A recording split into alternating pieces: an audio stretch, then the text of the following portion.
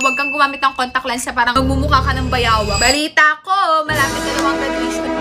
Moving up, everything like that. So, here's your graduation makeup look, guys. Basically, this is your do's and don'ts. First of all, simulan natin yung makeup mo with the skin prep. You can use any skin prep na meron ka dyan. Ano yung ginagamit mong skincare, yun na lang din yung gamitin mo. Pero sobrang importante ito, te, kasi ito yung parang pinaka magpapaganda ng balat mo. Gamit lang muna ako ng toner, serum, moisturizer. Tatanungin niyo ako, yes, pwede kahit moisturizer and sunscreen lang yung gamitin mo, te. For sunscreen, hindi ko kakapalan yung sunscreen ko. May tendency na kapag masyado makapal yung sunscreen na gagamitin mo, possible na mag-peel yung makeup na i-apply mo on top. Another tip pa, huwag kang gagamit ng bagong skincare product or bagong skin prep on the same day ng graduation day mo, te. Kasi hindi mo alam kung paano magpo-perform yung product na yon together with your makeup. Kasi baka mamaya mag-peel siya, mag-cakey siya. So, make sure you use a product na ginagamit mo na talaga. Ensure ka na hindi ka bibiguin. After yan, I suggest na gumamit ka ng gripping primer. This step is optional, pero kung gusto mo magtagal yung makeup mo ng bongga talaga, gumamit ka ng gripping primer, yung pinaka-gripping na pwede mong mahanap. And pag nag-apply ka ng primer, make sure patuin mo siya ng very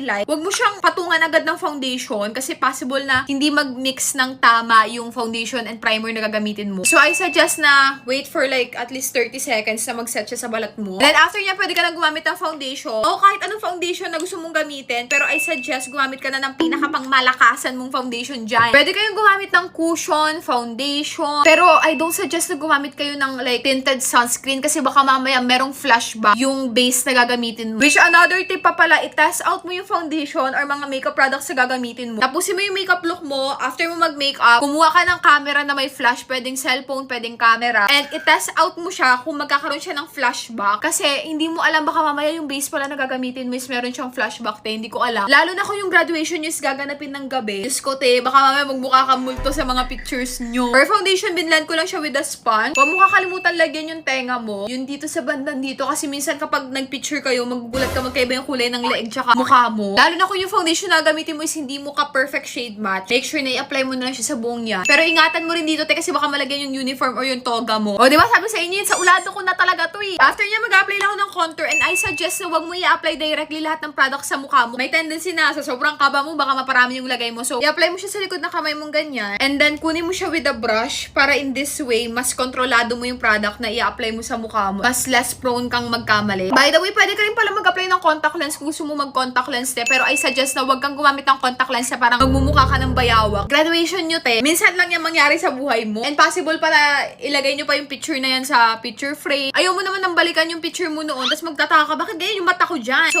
dapat yung makeup look natin ngayon is very timeless. Yung tipong kahit makita yan ng anak mo, pamilya mo in the future, hindi sila magtataka, bakit ganyan yung mata mo? Para kang ano, may superpower. So, make sure na yung contact lens na gagamitin nyo is something na natural pa rin. Huwag kang gumamit ng kulay blue or gray. Like something na ma-brown siguro. Pero nasa sayo pa rin, ikaw bahala. Same din sa kilay. Make sure yung kilay nyo is something na natural tignan. Hindi siya parang trendy lang. Nung graduation namin noon, ang kapal ng kilay ko kasi yun yung usong kilay noon. And every time na babalikan ko yung picture ko, yung graduation picture ko, bakit ganyan yung tsura ko? Yeah! So, I highly suggest na mas natural, mas maganda. For the blush naman, I suggest na gumamit ka ng something na very natural lang yung shade. And don't go for the shades na parang putok na putok. Kasi again, kapag sobrang tingkad ng blush mo, mas madali kang magkakamali. Go for something na very natural lang. Again, apply ko lang siya sa likod ng kamay kong ganyan. And then kukunin ko siya with a brush. And from there, yun yung i-apply ko sa aking mukha. And dito ko lang siya i-focus sa area na to. Hindi siya masyado dito kasi pag pinicturan ka, tapos nandito yung blush mo, nagiging mas mukhang malapad yung mukha. So, depende pa rin siya sa face shape mo kung ano yung gagawin mong blush placement. Pero I suggest na aralin nyo yan, yung mga blush placement. Para pagdating talaga ng graduation nyo, tayo like sobrang palaban talaga yung makeup mo. Medyo dito ko siya ilalagay. And hindi ko siya ilalagay ng sobrang taas. And since medyo short yung mukha ko, tignan, pag ganun yung mukha ko eh. So, ang gagawin ko, i-apply ko siya medyo pababa para mas mag-elongate. Yes! Yung ditong part. Okay, for the concealer naman, ito medyo iba yung technique ko pag apply ng concealer. Ina-apply ko kasi yung akin directly. Pero I suggest sa inyo kung hindi pa kayo sanay sa ganong galawan, i-apply nyo muna siya sa kamay. Like, i-apply nyo muna siya sa likod ng kamay nyo ganyan. Or harap ng kamay nyo, depende. Wala na kasi mapaglagyan dyan, so dito na lang. Kukunin mo na siya ng ganyan with a brush and pwede mo siyang i-apply with a brush. In this way, mas kontrolado mo siya kung gaano ka bright or kung gaano ka full coverage i-accomplish yung atake na gusto mong gawin. Or pwede ka rin naman kumuha ng sponge na ganito, kunin mo siya, and then i-apply mo na siya directly like that. In this way naman, parang mas diffuse to tignan, like mas natural to tignan. And I suggest na lagyan nyo yun dito sa area na to para mas maging mas sharp siyang tignan. Kasi ako, meron akong parang ano dito, parang siyang, dark spot ba? Basta meron akong hyperpigmentation sa area na yun, so kailangan ko siyang takpan. And then, i-focus ko siya dito sa inner corner kasi usually nandyan lang naman yung eye bags ko. Ginagamit ko na rin siyang